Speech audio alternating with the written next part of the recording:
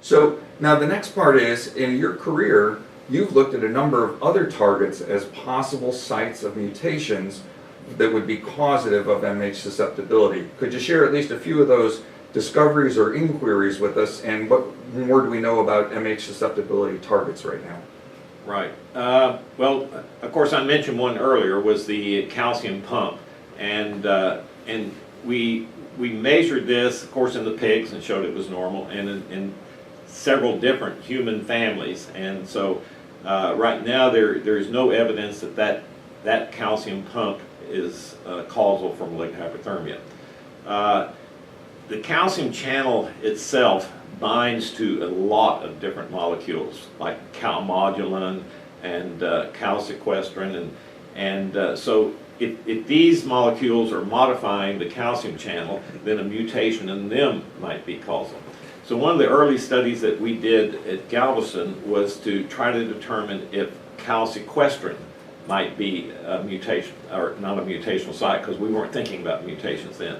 If calsequestrin might be causal. And so working with another scientist by the name of Volpe, we actually took calsequestrin and measured calcium binding by calsequestrin and showed that there was no difference between the MH and the normal. So those are some of the targets that we've looked at. The regulation of the ryanodine receptor calcium channel is extremely complex. There are a large number of molecules that can alter and affect it.